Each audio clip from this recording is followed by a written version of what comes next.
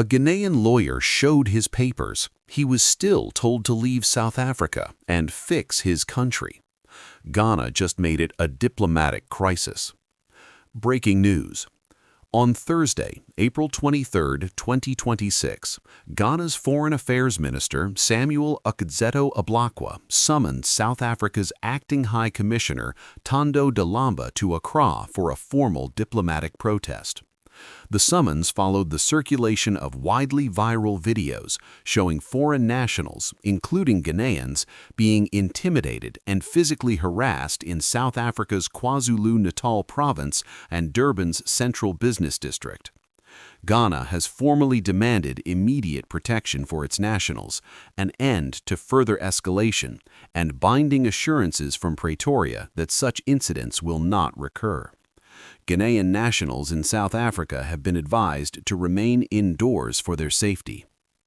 The crisis traces directly to a wave of anti-immigration marches led by former broadcaster and self-described president of the Ama-Binka Nation, Ngizwe Mchunu, working alongside groups March and March and Pakelum Takathi.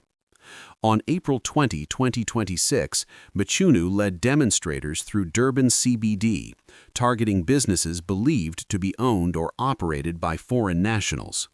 The march triggered multiple violent incidents, with one going viral. A foreign national was attacked even after producing papers proving his legal status. Additionally, at least 50 businesses remained closed in the aftermath, mostly along Bertha Mkhize Street. Mchunu has since confirmed the campaign will be extended to Johannesburg from April 27th to 29th, meaning the situation is not over. It's escalating.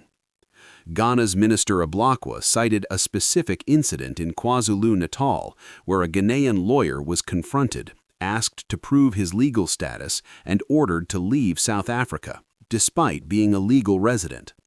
Ablakwa described the conduct as a violation of human dignity and warned that South Africa's history of xenophobic violence has previously resulted in deaths and the destruction of property.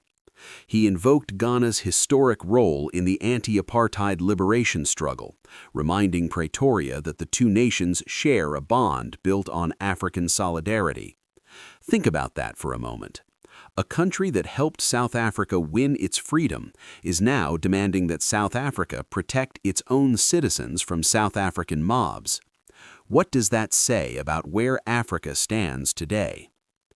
The day before the formal summons, Ablakwa held a telephone conversation with South Africa's Minister of International Relations, Ronald Lamola, who expressed sympathy and pledged full-scale investigations.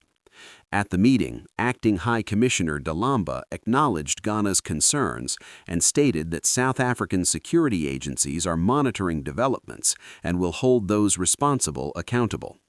No fatalities have been confirmed in the current wave of incidents. However, officials warned the situation remains volatile. This diplomatic rupture is not an isolated moment. It is the latest chapter in a crisis that has haunted post-apartheid South Africa for decades. Xenophobic violence against African nationals has previously killed dozens and displaced thousands, scarring relations across the continent. What makes this moment different is the scale of the diplomatic response.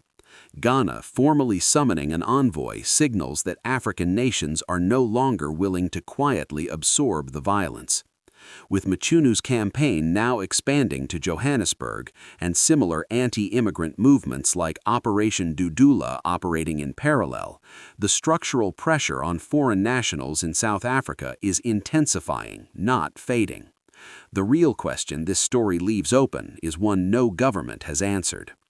How long can the African Union preach continental unity while member states fail to protect each other's citizens on their own soil? This is Untold Truths, where the stories the world needs to hear get told. If this story moved you, drop your thoughts in the comments. Subscribe now so you never miss a breaking story. The truth doesn't wait, and neither do we.